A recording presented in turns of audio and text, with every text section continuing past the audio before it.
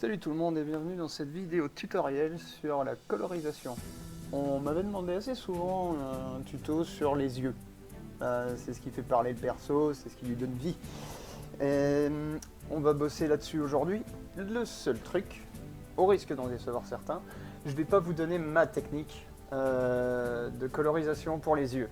Pour la simple et bonne raison que c'est relativement inutile artistiquement de chercher à avoir mon rendu.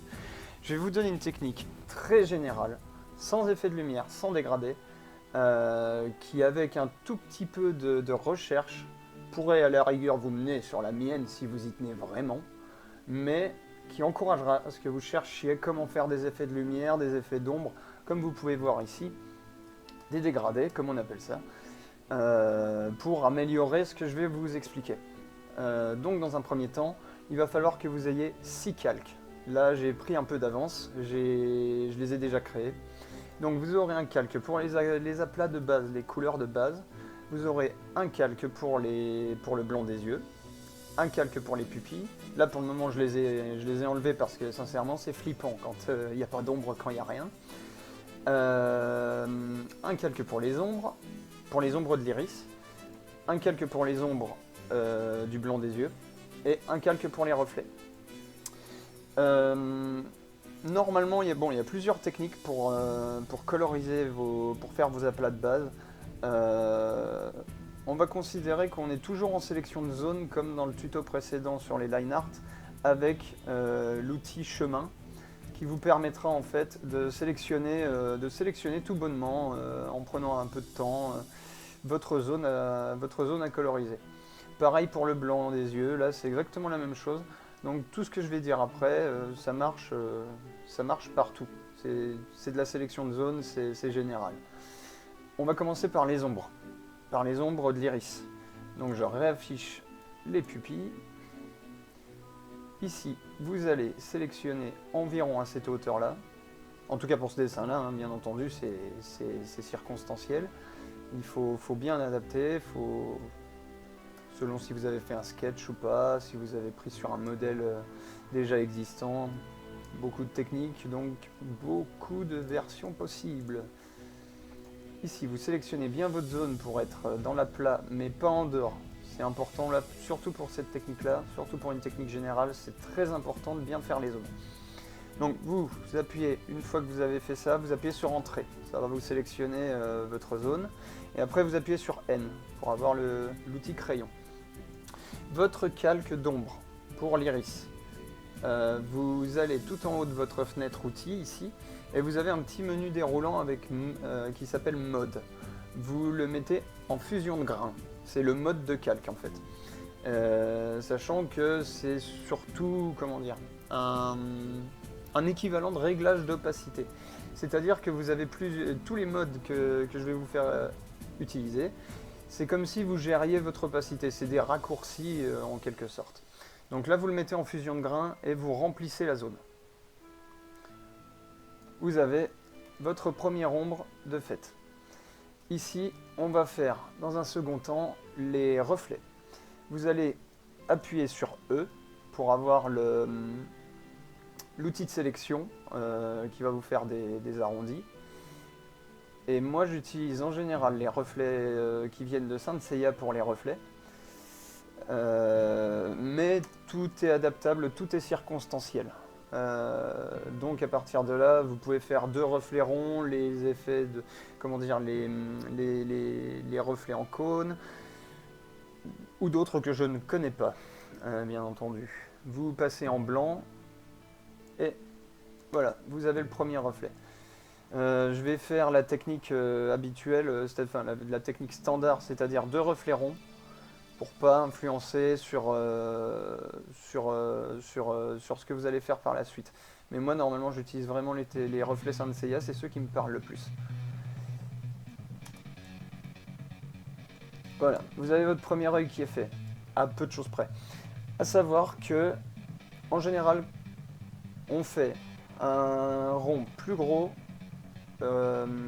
au niveau où la lumière arrive en fait. Ça nous montre d'où la lumière vient. Le reflet le plus gros, c'est celui d'où la lumière vient. Et réduire un petit peu le deuxième. naturellement. Donc je ne mettrai pas de dégradé et tous ces trucs-là. Je vous laisse chercher un peu. C'est franchement inutile que je vous donne ma technique. Après on va passer sur les ombres de la partie blanche de l'œil. Là pareil, vous mettez le calque en fusion de grains, toujours pareil dans le petit menu déroulant. Et vous mettez par contre ce coup-ci l'opacité à environ 60%. Je vais commencer à 70 pour vous montrer vraiment pourquoi on baisse dès le départ. Et vous sélectionnez votre zone. Alors moi je fais toujours une espèce de petit décalage entre les deux ombres.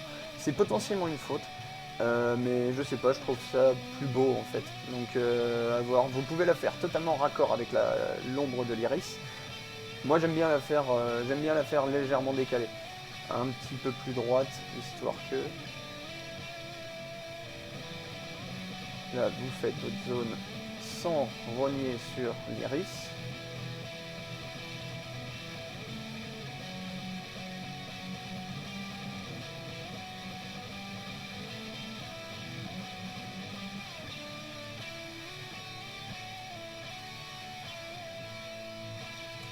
Voilà.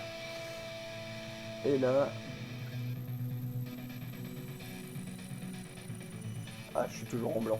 Bah, voilà, c'est mieux. Voilà. Deuxième.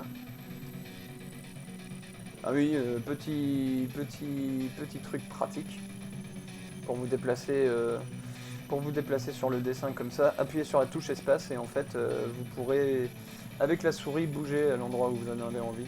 C'est des raccourcis sympas à connaître. Il faut considérer que GIMP, dès qu'on commence à bosser dessus, il faut connaître un maximum de raccourcis. Alors ici vous voyez que le blanc des yeux est flou, parce que bon, j'ai récupéré de l'artwork définitif. Bien entendu, c'est ma technique, encore une fois, de faire un peu de flou. C'est pas obligatoire, c'est moi qui aime bien les contours un peu progressifs. Après ça donne un rendu comme ça, on peut en trouver un autre. Donc ici voilà, vous avez un œil standard. Comparé à ce que moi je ferais, qui est comme ça. Bon là il y a tout de suite plus d'effets de lumière, etc. Mais un rendu standard manga, c'est à peu de choses près ça. Et là je disais pour l'opacité.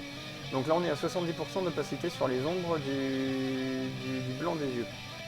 À savoir qu'à mon avis, voilà, 60% ça va mieux. Et pour un rendu standard, je dirais même jusqu'à 50. C'est même beaucoup mieux 50. C'est pas très différent au niveau du blanc des yeux comparé à ce que je fais d'habitude.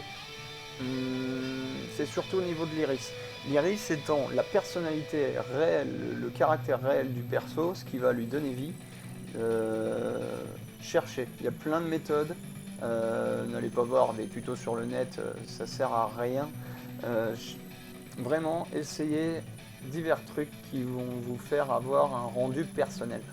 Parce que je pourrais vous donner ma technique, mais à part cloner ce que je fais, ça serait complètement, ça serait impersonnel. À partir de là, c'est pas un tuto, c'est un formatage. Donc là, avec ça, vous avez la base pour développer quelque chose à vous derrière. Si vous avez d'autres idées de tutos, continuez les suggestions. Celle-là, on me l'avait demandé, donc j'ai pensé à la faire. Mais si vous avez d'autres questions ou quoi, n'hésitez pas à les poser. Sachant que ce que je viens de vous expliquer avec la sélection de zones, ça marche sur un artwork entier. Alors après, bon, bah moi là pour la démo, j'ai utilisé du noir pour les